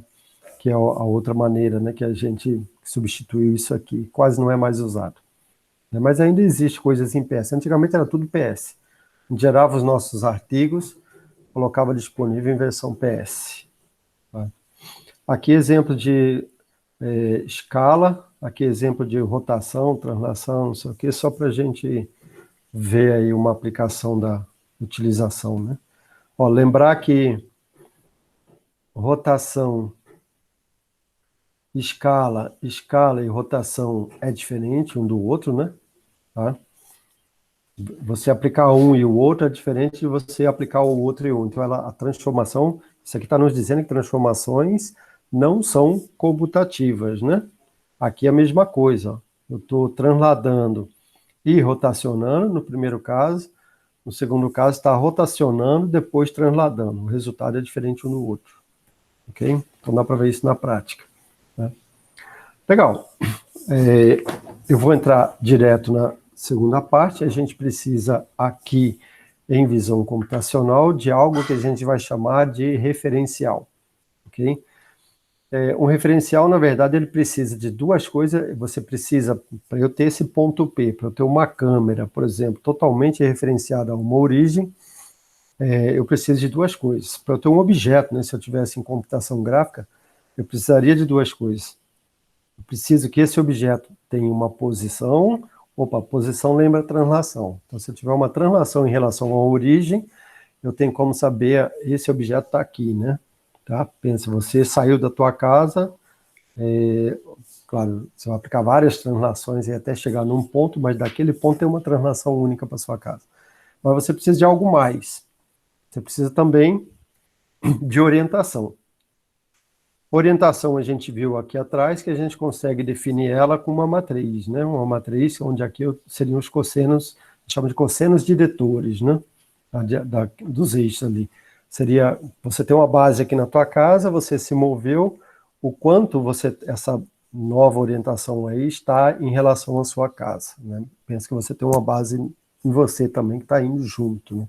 Okay? O quanto um está rotacionado em relação ao outro. Okay? É isso que essa matriz te dá. Então, a partir do momento que eu tenho posição e orientação, eu passo a ter o que a gente chama de referencial, ok? O referencial é legal para você, em qualquer lugar. Por exemplo, Alex está trabalhando com um sistema de um veleiro robótico aí, nesse veleiro ele vai ter que a todo momento saber a orientação dele. Você vai colocar uma câmera lá no topo desse veleiro, essa câmera vai ter que ter uma orientação dela, né? Também, né? Em relação a um sistema global, que normalmente a gente imagina que seja o centro da Terra ou um ponto na superfície da Terra, alguma coisa assim, né? Tá? Só para voltar lá no caso geral, da nossa matrizinha de rotação, aqui um exemplo onde os eixos estão simplesmente rotacionados, né? Pensa, ele estava aqui, moveu, rotacionou, pega essa rotação, traz para a origem, é isso que a gente está fazendo aqui, né? Então, além da translação, tem essa orientação, claro, estaria aqui a orientação, né? Mas a gente trouxe para a origem para facilitar. Então, quando eu tenho o caso geral, aí é mais evidente, né? Que essa matrizinha aqui, ó, a gente consegue, a partir dela, determinar os 9 parâmetros da nossa transformação de orientação. Aí não vai ser aquelas que tem aqui, que tem cosseno, seno, não, né? Vai ser uma matriz que a gente não, dependendo das orientações desses vetores, que a gente não tem como saber a cara dela, por enquanto, né? Mas ela pode ser determinada desde que você tenha as coordenadas originais. Normalmente a gente tem, né? É 100, 010, 001, por exemplo, né? Vou falar ao contrário. 100, 010, 001, né? E aí, se eu tiver essas coordenadas do vetor rotacionado, em relação ao sistema, a esse sistema original aí, ao 010, 100, 010, 001, tem como eu calcular essa matriz aqui, ok? Tranquilo. Então, essa é uma forma de representação, tem outras formas de representação. E aí, isso aqui a gente já viu, que ela os vetores linhas, né? São vetores unitários, vetores colunas também, se eu pegar, são unitários. Por conta disso, a gente consegue calcular a inversa dela simplesmente transpondo ela, né? Ok? Mas, de fato, quando a gente quer juntar essas duas coisas e ter um referencial, aí a gente precisa de algo mais. E aí foi para isso que foram criados o que a gente chama de transformações homogêneas. Transformação homogênea faz o quê? Então, ela junta posição e orientação. Foi daí que surgiu a ideia, ok? Ou seja, eu estou querendo juntar translação com rotação. No fundo, é isso que a gente quer fazer, né? Numa única coisa, que aí eu vou chamar isso de referencial. Então, quando a gente tem os dois juntos, a gente passa a ter, eu passo a ter a minha posição e a minha orientação, a gente pode chamar isso de pose, né? Eu passo a ter a pose completamente especificada em relação a alguma origem, ok? Mas não é, de novo, eu ter isso, mas ter uma coisa separada para uma matriz separada para rotação e um vetor lá de posição. Eu quero juntar isso e criar uma forma única para representar isso. Para isso servem as coordenadas homogêneas. Então, o que são coordenadas homogêneas? Coordenadas homogêneas são obtidas simplesmente você adicionando a variável W aqui embaixo. E para nós aqui, eu não vou entrar nos detalhes de onde isso veio, não daria tempo, mas vem da geometria projetiva, né? Para nós, esse W ele vai ser sempre 1, ok? Pense, você está com um plano projetivo, né? Uma distância 1, as outras coordenadas mudam, mas essa quarta coordenada vai ser sempre 1, então é como se eu tivesse uma barreira ali, né, para isso. Estou definindo isso aqui como 1 e pronto. Tá? Vamos pensar dessa maneira. Tá? Poderia ser diferente de 1 aqui, mas aí vai gerar cálculos muito mais complexos, vai dar muito mais trabalho. Mas vamos entender que isso aqui é 1. Isso para mim agora, então se eu tiver um ponto x, y, z, eu passo a ter x, y, z e 1. Ok? E aí, eu tinha aqui a minha translação, eu jogo a minha translação nessa matriz aqui, na última coluna, ok? Se eu tiver translação pura, isso aqui vai ser a matriz identidade, eu não tenho rotação, né? Significa que eu vou ter identidade aqui. Para montar o que a gente chama de uma transformação homogênea, eu simplesmente coloco 3 zeros aqui embaixo, e um aqui também, como último elemento embaixo da coluna de translação. Ok? A partir do momento que eu fiz isso aqui é um truque, né? Isso aqui é algo que é um truquezinho da álgebra linear que eu estou jogando aqui embaixo. A partir do momento que eu faço isso, eu estou criando o que eu chamo de uma transformação homogênea. Com isso eu consigo juntar rotação e translação numa única maneira. Mas veja, se eu disser, eu apliquei uma translação tal, depois eu apliquei uma rotação tal. Não é simplesmente pegar a translação aqui e a rotação aqui e está tudo certo. Não. Eu tenho que montar duas matrizes separadas. Na primeira, como eu apliquei uma translação tal, eu não apliquei nenhuma rotação, eu vou ter identidade aqui. Na segunda, como eu apliquei só a rotação, né? A segunda estaria do lado esquerdo dessa. Eu vou ter a matriz de rotação aqui, aí eu monto a matriz de rotação e jogo aqui 0, porque eu não tenho translação nenhuma, né? O vetor translação é 0. Aí multiplica uma pela outra. Quando você multiplica uma pela outra, você vai, também com esse 001 aqui embaixo, né? Aí você obtém uma matriz, que essa matriz, sim, ela é uma matriz composta. Você está com rotação e translação ali dentro, as duas juntas, na única matriz, né? Ok? Dependendo da ordem, como é que é isso? Peraí, se eu tiver rotação mais translação, é só eu jogar direto aqui que está tudo bem. Mas se eu tiver translação mais rotação, eu tenho que fazer isso. Ok? Se eu tiver rotação seguida de translação, isso dá certo. Joga a rotação aqui, joga a translação aqui. Mas se eu tiver translação seguida de rotação, é diferente. Tá, mas vamos estudar melhor aí as consequências disso. Eu estou dizendo que se eu tiver uma matriz desse formato, que eu jogo a identidade aqui, jogo o vetor de translação aqui, jogo o 001 aqui e multiplico ela por um ponto igual a esse daqui, uma coordenada homogênea, eu vou obter uma transformação homogênea, eu vou obter uma translação nesse caso, né? Eu joguei identidade, só joguei a parte de translação. Será que isso é verdade? De fato, isso é verdade. Tá? Jogando identidade aqui, jogando só a translação, pegando essa matriz, multiplicando por um ponto, eu vou estar transladando ele. Mas translação não é soma? Então eu consegui representar a soma vetorial através de multiplicação dessa matriz agora por um vetor. Ok? Isso é o que a gente chama de transformação homogênea, né? De fato aqui, ó, se eu fizer a multiplicação, tá vendo que eu tenho identidade aqui na parte da rotação, né?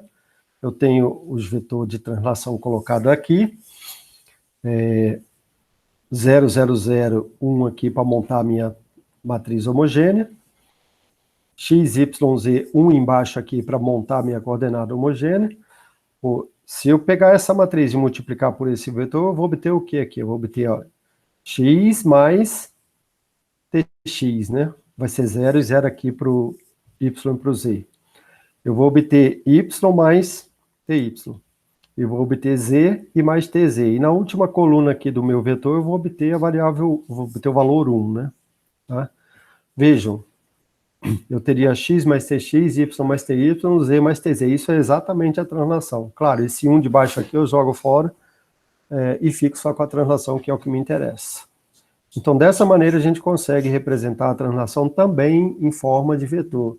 Se eu tivesse uma rotação agora, bastaria eu pegar essa matriz montada de rotação e multiplicar pelo resultado disso, né, que eu teria o vetor x, y, z transladado e rotacionado. Lembrando que a multiplicação matricial, né, ela é comutativa. E aí você sempre coloca qual é a primeira transformação aplicada ao ponto, depois a próxima a isso. Se quiser associar aí essas multiplicações matriciais e por vetor, pode, vale, né? Ok? Então, assim, o que a gente fez, só introduzir essa coordenada W, igual a 1 aqui, colocou uma última linha na matriz e a gente obtém a coordenada homogênea. Não sei se todo mundo já tinha visto isso, é um truquezinho da álgebra linear para a gente conseguir representar. Veja bem, agora eu tenho uma transformação não linear, né? Uma transformação, no caso a gente chama de transformação afim. Tá? Isso vale para translação, isso não vale para qualquer transformação não linear, não. Ok? Se eu tiver transformação afim, eu consigo representar ela multiplicação matricial. Tá? E isso aí é chamado de transformação homogênea. Então, transformação homogênea é a base aí do que vocês vão trabalhar aqui em visão, né? A base para outras disciplinas também. Mas eu acho que vocês conseguirem entender ela legal. Isso vale para 2D, para 3D, para 4D, né? Para qualquer dimensão que você tiver, né? Aqui no caso em 2D, por exemplo, isso aqui é uma translação, né?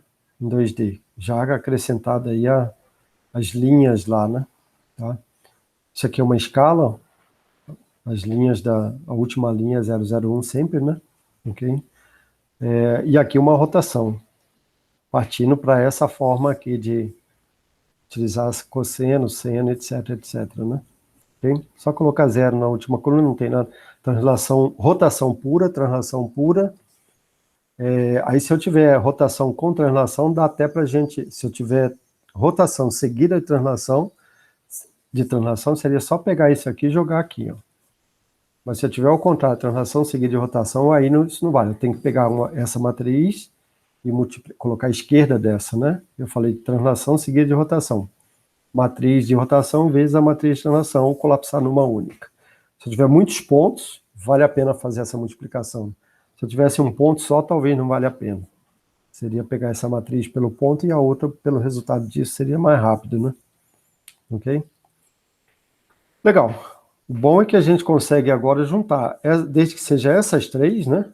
Aqui, inclusive, uma não rígida, eu consigo juntar qualquer matriz para mim, ela vai representar uma combinação disso aqui. Uma sequência dessas transformações pode me gerar uma única matriz, né? É isso que a gente está dizendo. Aqui.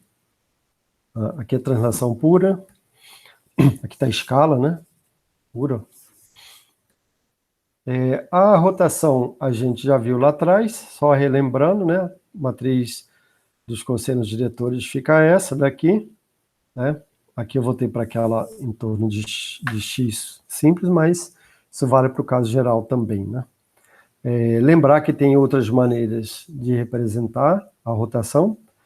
Relembrar, eu falei que ia falar sobre produto escalar, mas antes produto vetorial, desculpa, lembrar de sistemas de mão direita ou mão esquerda, né? O que é um sistema de mão direita ou mão esquerda? O pessoal até costuma associar isso com questões de cavalheirismo, né, que existiam antigamente. Quando você estende o seu lado direito para a dama, você está sendo cavalheiro, aí você está num sistema de mão direita, né, digamos assim. Aí associava isso, a mulher normalmente ela está do lado esquerdo, né, ela estende o braço esquerdo para o homem, normalmente o homem segura a mulher com o braço direito e a mulher com o braço esquerdo. Então aí você tem um sistema de mão esquerda. De fato, né? Se você pensar que o eixo Z está para cima da sua cabeça, se você estender o seu braço direito para ser o eixo X e o braço esquerdo para ser o eixo Y, você tem um sistema de mão direita. Né? Se o eixo Z para cima, braço esquerdo estendido para ser o eixo X, braço direito estendido para ser o eixo Y, aí você tem um sistema de mão esquerda.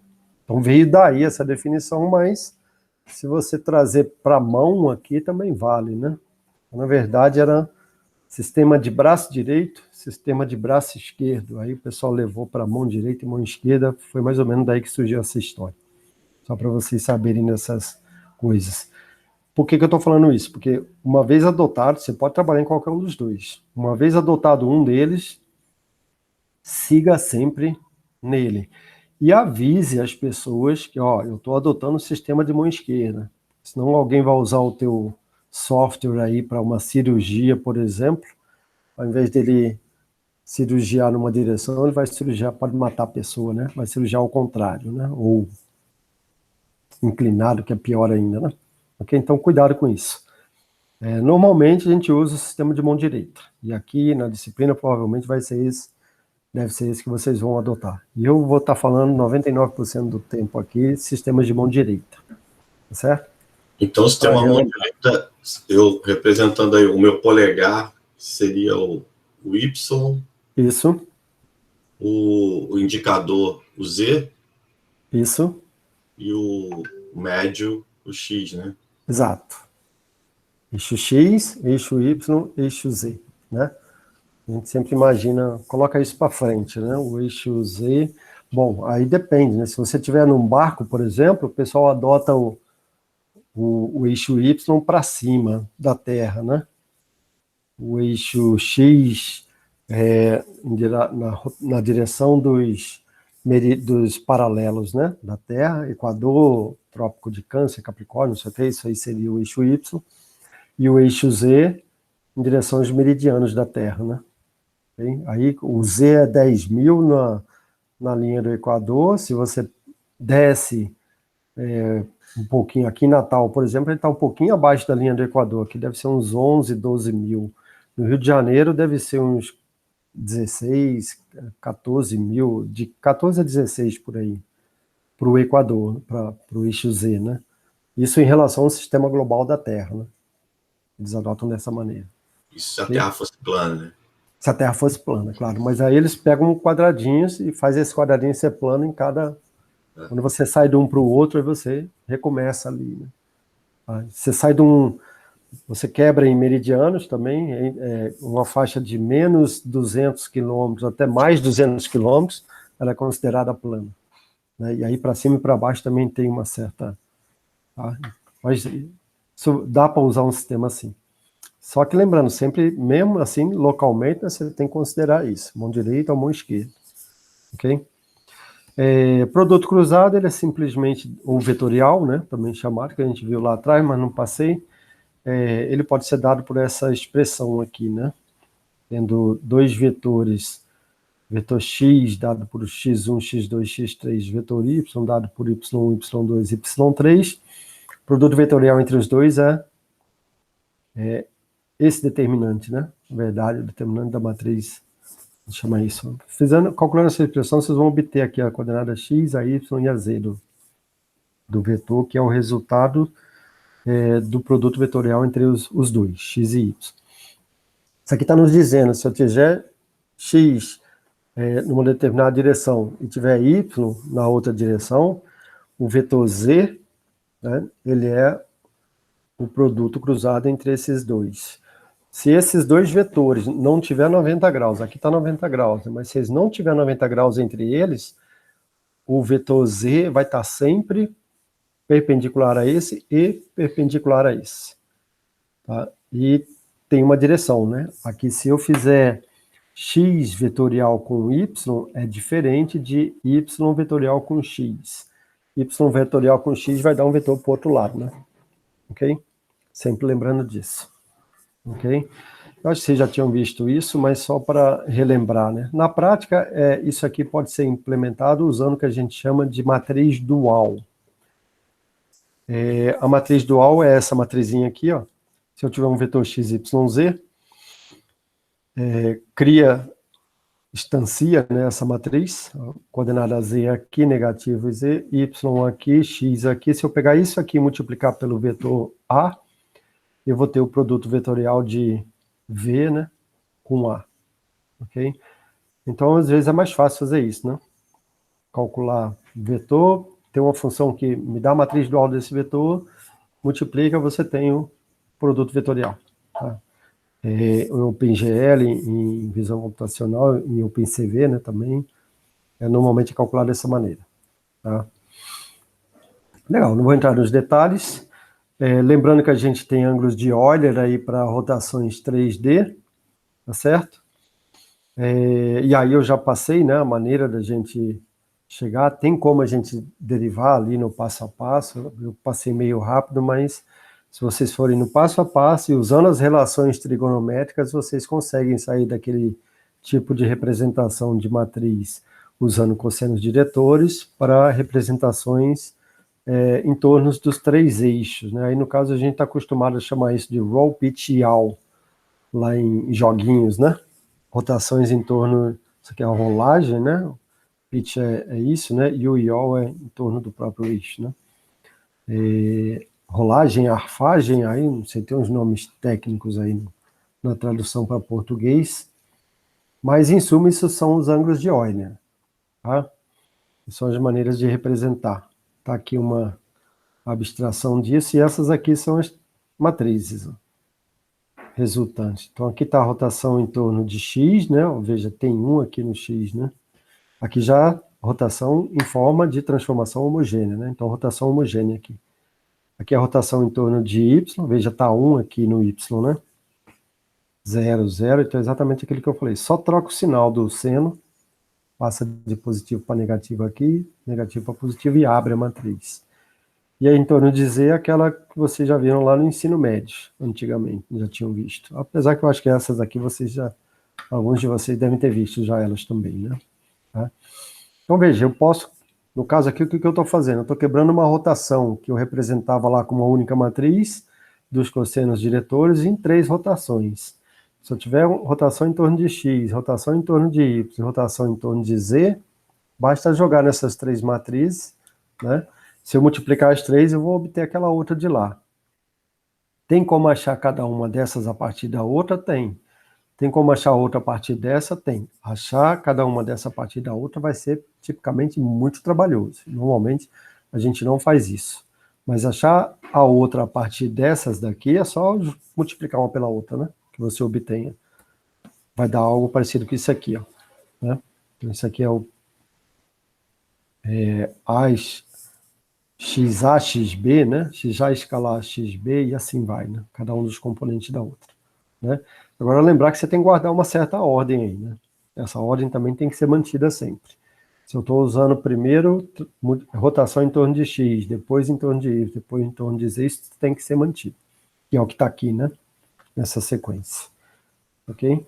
Existe mais uma maneira da gente representar a rotação, que é em torno de um eixo.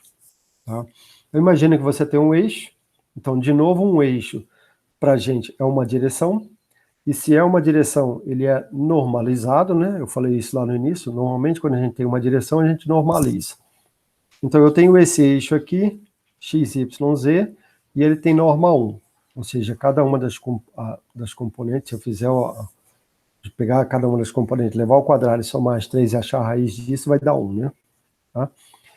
Eu tendo isso, se eu tiver um ponto P num determinado canto, né, e quiser rotacionar em torno desse eixo, né, pegar esse ponto P e levar para cá, eu estou levando P rotacionado em torno desse eixo para P', né, no caso aqui. Tá? É simplesmente pegar essa matrizinha aqui de cima e multiplicar pelo ponto P. Você vai obter P' aqui, né, do outro lado. E que matriz é essa? Ela é bem sugestiva. Veja, eu tenho cosseno do ângulo. O que eu tenho nesse caso aqui? Eu tenho o eixo, né, e tenho o ângulo de rotação. O eixo são essas coordenadas aqui, ó. Tem x, tem z, tem y, né? E o ângulo eu vou usar cosseno ou seno dele, aqui nessa expressão. Tem como eu sair direto daqui, derivando, e chegar nessa... dá um pouquinho de trabalho, por isso que eu já estou colocando diretamente para vocês. Dá para fazer aquele joguinho lá também, né? Que a gente fez lá atrás. Então, veja, no caso de eu ter um eixo e um ângulo, a primeira componente aqui da matriz vai ser cosseno θ mais 1 menos cosseno θ x ao quadrado. Se a gente pegar esse 1 menos cosseno θ, vai ver que ele se repete em todos os termos. Né? Legal. Aqui eu tenho cosseno θ, aqui eu tenho cosseno θ, aqui eu tenho cosseno θ. Aqui eu tenho seno θ para o lado de cima, né? E aqui para o lado de baixo eu tenho mais ou menos também. Então, isso aqui dá para... Aqui eu tenho z e y, aqui eu tenho yx, né? Essa matriz também não é muito difícil da gente entender ela, não. Né? A gente está simplesmente pegando as coordenadas e o cosseno do ângulo e jogando aqui nas equações. Isso aqui vai te dar a matriz que rotaciona de um certo ângulo θ em torno desse eixo dado por x, y, z. Ok?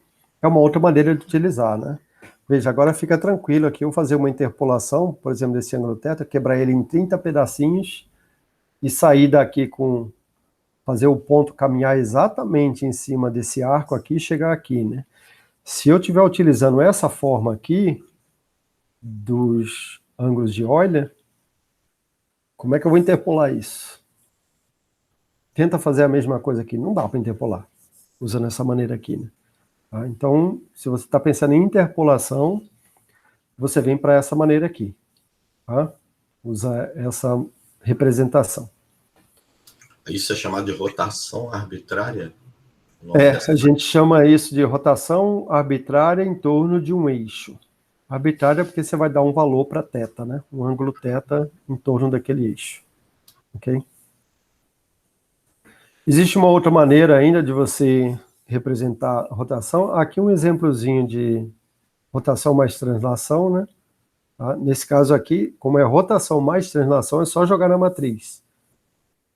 Aqui está a translação, ó, jogada, a rotação, mas se fosse, de novo, translação seguida de rotação, não funcionaria, né? O que está dizendo? Rotacionado e transladado. Rotação seguida de translação.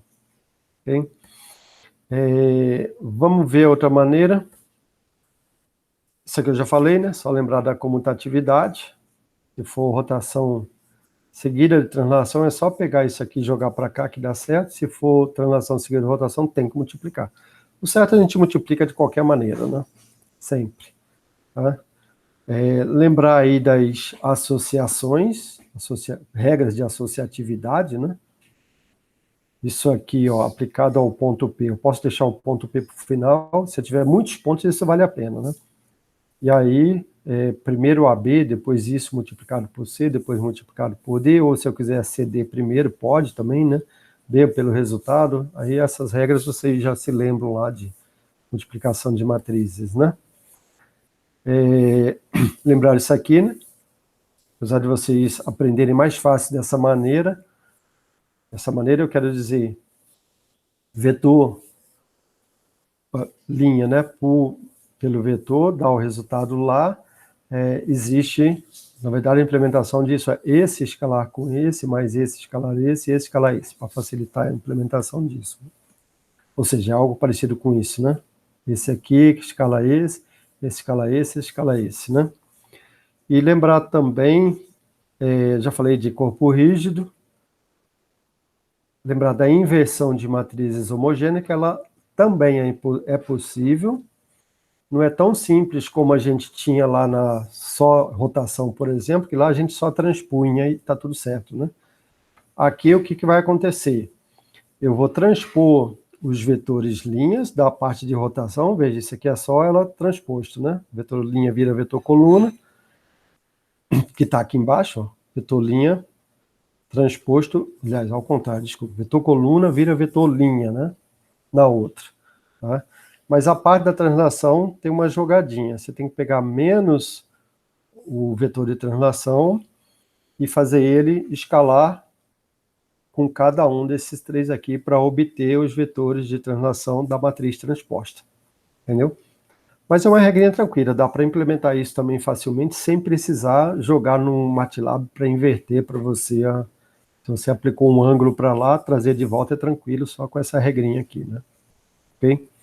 Isso aqui vai ficar disponível para vocês também. E lembrar que existem os quaternions. O que é quaternions? É uma outra maneira de representar a rotação, onde você sai, eu não vou entrar nos detalhes, peço que vocês olhem depois direito, mas basicamente você sai daquela representação de 9 números, né, num arranjo, numa matriz, e você passa para uma representação onde você só tem 4 números. Os 3 primeiros desses 4 números tem uma regrinha, como é que é? A norma deles é o cosseno dividido por 2 do ângulo, né, de rotação dividido por 2, e aí tem alguma coisa com seno que eu não lembro. Mas, em suma, é uma regrinha. O último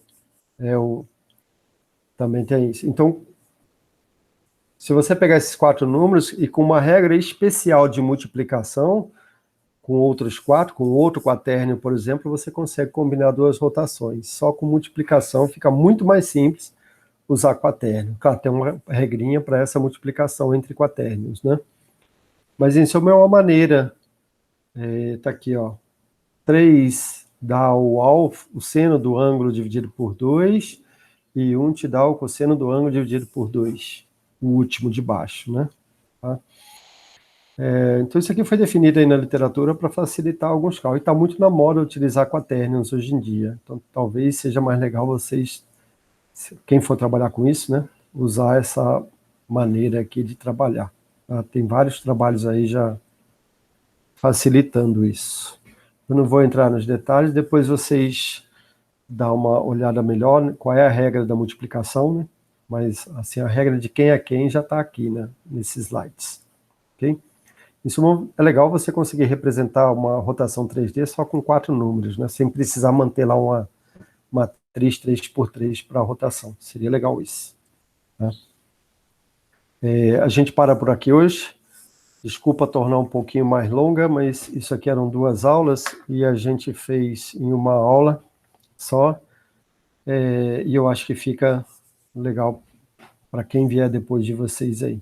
Tá? Eu vou colocar disponível na minha página do YouTube, e algumas das próximas aulas a gente já tem elas gravadas, então com isso dá para a gente adiantar essa parte teórica, para depois deixar vocês mais com a parte prática da disciplina. Ok? Deu para entender mais ou menos? Legal? Alguém quer comentar? Alguém nunca tinha visto isso na vida? Alguém já tinha visto? Deu para entender sim, professor. Gostei, excelente explanação, obrigado. Bem legal. Professor, deu para entender, achei bem semelhante com o próprio curso, né, de engenharia de computação, e eu queria saber se a gente vai ter lista de exercício para isso, ou é mais uma parte introdutória para a gente seguir para o resto?